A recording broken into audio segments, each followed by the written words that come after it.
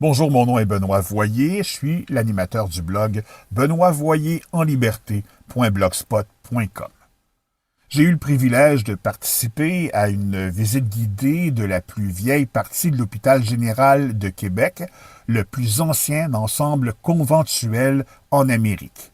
Certaines sections remontent à l'époque de l'arrivée des Récollets en Nouvelle-France, il y a environ 325 ans. La maison religieuse, qui appartient de nos jours aux Augustines, héberge plusieurs communautés religieuses vieillissantes et un CHSLD. La majeure partie de la chapelle Notre-Dame-des-Anges remonte à cette époque. C'est ici que se sont mariés les grands-parents de la bienheureuse Marie-Rose Durocher, Benjamin Durocher et Geneviève Marchessault. C'était le 16 juillet 1765. Cette dernière a d'ailleurs été baptisée dans cette enceinte le 26 mars 1748. La chapelle était le lieu de rassemblement religieux des paroissiens de Notre-Dame-des-Anges. D'ailleurs, cette paroisse a encore de nos jours le statut de municipalité. Il s'agit de la plus vieille entité municipale au Québec. Elle est enclavée dans la ville de Québec. Au chapitre démographique, elle détient le plus bas taux de fécondité au Québec et la population la plus âgée.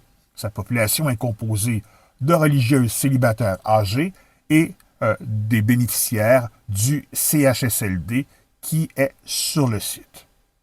Dans la plus vieille partie de la crypte, sous la chapelle, serait inhumé Louis Hébert, mon 11e arrière-grand-père.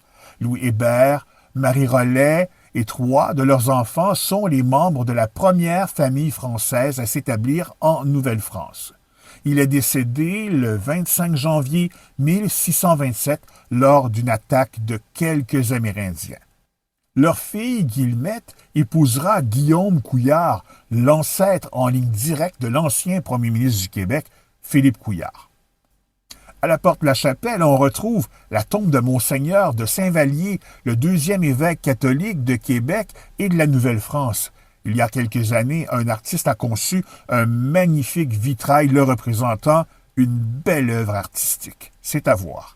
Dans la chapelle, on retrouve aussi des œuvres de peintres. Les plus significatives sont signées par Joseph Légaré.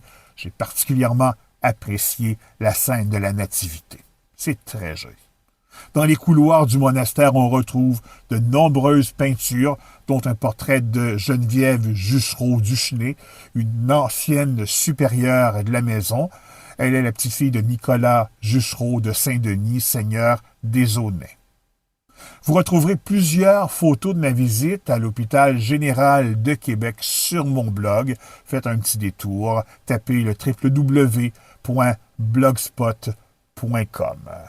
Pour moi, c'était surtout cette journée-là des retrouvailles avec mon ancêtre, Louis Hébert.